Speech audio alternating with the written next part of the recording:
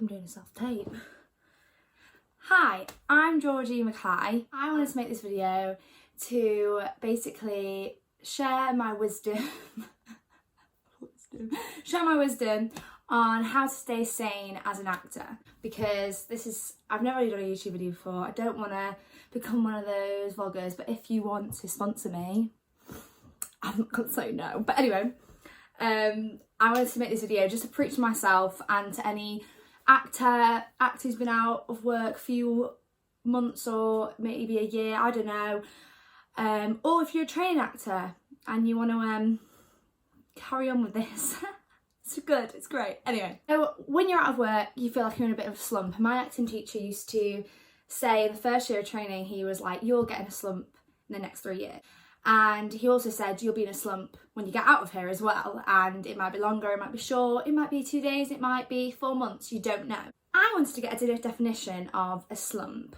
And I found it really quite interesting. It's sit lean or fall heavily and limply.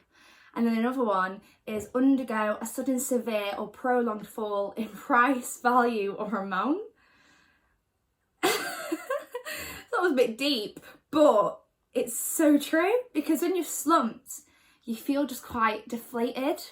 And the last few weeks, I've just felt so demotivated of applying to jobs, of going to auditions, of connecting with people. Because ever since I did, just a little self-promo, directed this wonderful piece of work, ever since then, I was a bit like, oh, what do I do now with myself? I can't say this frame. What do I do now myself? So, and also the sudden, severe, or prolonged fall in price, value or amount. It's like your slump is like questioning why you're doing this. Why didn't you just go get a normal job? So yeah, that is the definition of a slump. And a slump you will get out of course. You're not going to be a slump forever. But I just found it really interesting that we say a slump, but actually it means those things, and it's quite profound. I've been so lucky the past year since graduating. I graduated last year at the University of Northampton, University of Northampton, with these wonderful people that you can see, they're featured, and my programmes everywhere, and it was like the best course ever with the best people, and I'm so lucky to have found them and done that course. And when I graduated, I got a great touring job, and then after that I got a great touring job, and then I had a panto and I had an agent, and it was really working well for me. And I was like, wow, this is all right. Like, I can work my non-acting job whilst touring and doing my other jobs, and I was really quite lucky. And then when the new year came, I decided to go and direct with Kaylee McGowan, who's a Manchester creative. And that was great. And then I got another tour, and then I just performed in Historical Showcase. Like, I'm not showing my credits like hire me, but I'm showing that I was on a good roll, and then it stops. And I've never since graduating not had a project in front of me, and I think that's what's scaring me, and it's scary. And I'm gonna say that out loud to everyone who is watching this, the 3 people, I'm expecting 30. So 5 minutes of rambling done. This is my advice how to stay sane as an actor. Okay, so prepare yourself and give yourself the best possible chance. So if you want to do this, you want to get on Mandy. Mandy was Casting Call Pro, and a lot of actors were like, it's Casting Call Pro, but we know it as Mandy. We love it and hate it, but it has the jobs that if you don't have an agent, you can get jobs on there, get auditions and get working. I don't have an agent currently, story for another time. But anyway, and I really, really thrive on Mandy. To be fair, apart from some of the jobs I've got most of my jobs from Mandy or auditions. So it's a really, really good website to have. And if you're a training actor, get looking on it. Maybe apply for some things that you can, like, why not get some professional credits now? If you're in a bit of a slump and you're like, why the hell am I doing this? Going to the theatre, local theatre as well, fringe theatre, seeing actors like yourself who've just graduated and trying to get some fringing, it's such a good idea. So really try and look for those fringe theatres. West End, great, but very expensive. So I would definitely go.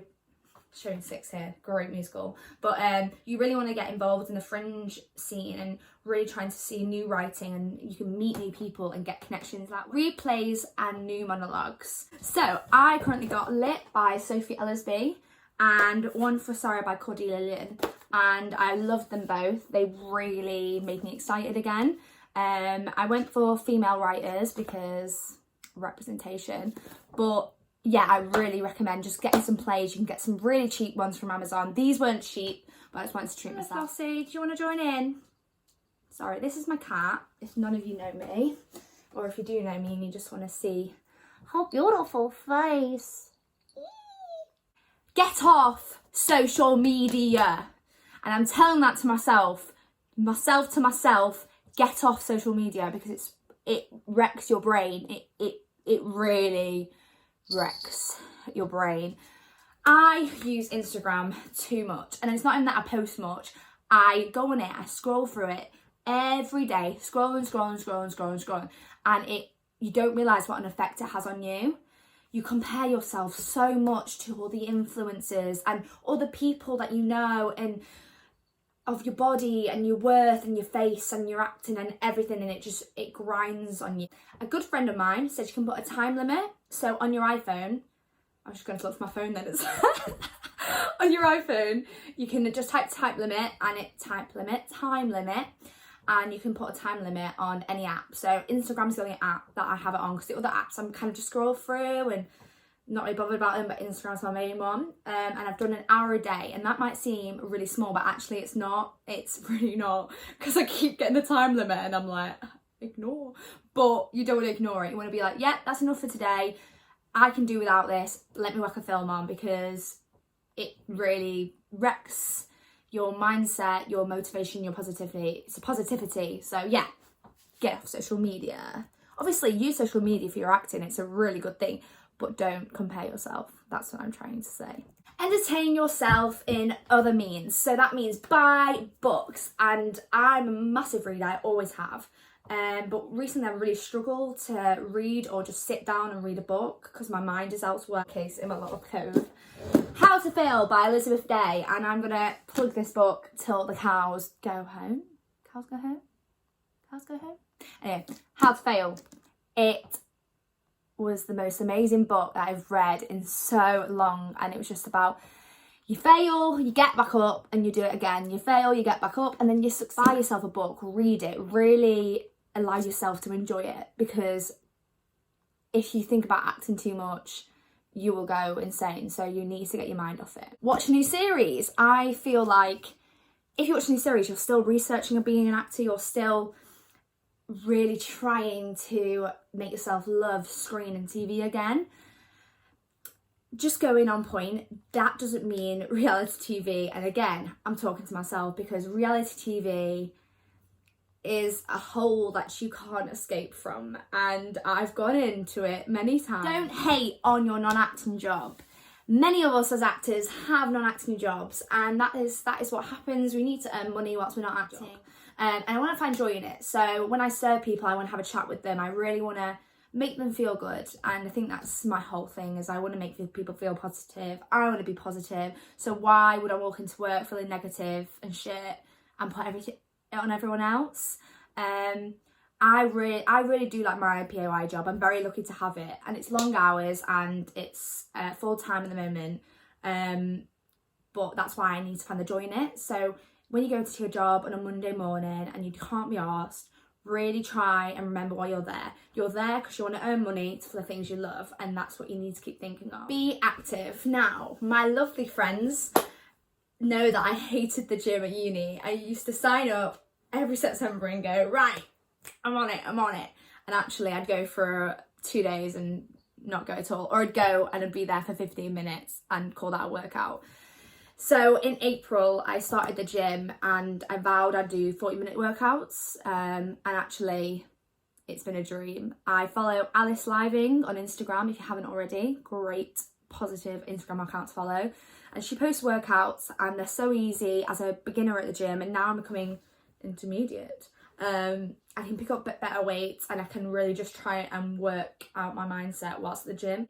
If you're not a gym person, I 100% get it, but that means just get out of the house. Go for a walk, go for a jog, walk your dog, walk around your town. Don't try and buy anything, because that's what I used to do, and I used to spend a lot of money. But you need to get active. You need to just try and get out of your bed and get doing stuff, because if you don't, you'll be in your bed, you'll be watching Keeping Up Kardashians. This was me a few months ago, probably today, but anyway, watching Keeping Up Kardashians, wondering what you do in your life. So if you just get out and just get going, you know you're going to be feel satisfied and motivated by, you've done a 30-minute walk today, you've done a 40-minute workout. It's just those little wins that you need to keep thinking of. Surround yourself with friends. So I have the best friends in the whole wide world. The last few weeks have proved it, that I have the best friends, and I love them to pieces. You know who you are. And I'm so lucky to have a group of friends, many groups of friends actually, that I really confide in and adore, and that's what's important. You need to find good friends, so you can text them at midnight and say, I'm feeling shit, give me some advice, and they give you advice, or they take you out, or you do things with them, or they're just there when you need them. And I honestly think it's the best thing ever, having really good friends and good family as well. So really keep connections up, make an effort with them, because you don't want to be so obsessed with acting that you're not making an effort with them. I think it's really, really important. Relationship wise, I've always been really focused on my career, and I've only had a few relationships, great relationships, but I love being in love with my career, and I think that's just me. So if you've got a great boyfriend and girlfriend, great, amazing, but I've not got that, and I'm happy with my mates. So yeah. Last one is believe in yourself. I know that sounds so cringy, but it's true. You have to believe in yourself. There's so many doubts that go through your mind as an actor, and when I was in training, I thought I was not going to be good enough. This past year has been so good of just gaining my confidence back and trying to get into the swing of things and doing new things. So yeah, believe in yourself, because I'll give you an anecdote to finish this video. In March, I was on tour, and Hysterical Showcase, which is an all-female showcase in London, check them out. They were accepting submissions for written monologues to perform in this all-female writing showcase, and I really wanted to be part of it, but I'd never written anything before, really solely. So I wrote a monologue and I sent it to 2 of my friends, and they gave me feedback, and I spent about a month perfecting this monologue, and I really look back to what I was at that time and how I did that, because I have no patience. So I'm surprised I even did that, working every day on this monologue, acting it, speaking it, seeing if it makes sense, and then finally submitting it. And then I got an audition, and I went to London for this audition, and I cried after the audition because I thought I did awfully. They didn't really laugh, but I was expecting quite a lot of laughs, and I didn't get it, and I was going, oh shit, I'm not funny, why am I doing this? Why did I even think I was good enough to submit my own monologue? I was really down about it, and I told my friends, I was like, I've not got it, you know, whatever, happens. And I literally convinced myself I did not get this. A week after, I hadn't heard anything. I was like, I've not got it, whatever, it's fine. It wasn't fine, I was crying in my sleep, but anyway. And then I was watching Project Runway, another reality show, lol. And I got an email on my phone, and it was Hysterical Showcase, and I thought, right, this is it. Get myself all ready for the rejection, and actually it was an acceptance, and I just cried. Hysterical Showcase was probably the best thing, one of the best things that I've done this year, because it just proved to myself I could do it, and you can all do it as well. Don't put yourself in a box, because that's another thing. Just don't put yourself in a box. Really try and push yourself and just strive for what you think you can do. I know how it feels to feel not good enough. I know how it feels to feel like you're not doing anything with your life, and actually you are. So yeah, that was a little anecdote, and I'm proud about what I've done this year, but I get not feeling proud. And I want to just show how you can stay sane, you can carry on, and you can do your best, because that's all that matters. So yeah, if you like this video, like it, just so I know you've watched it. Be positive, I've got my little Gryffindor scrunchie in today, you know, make myself feel good. And yeah, thanks.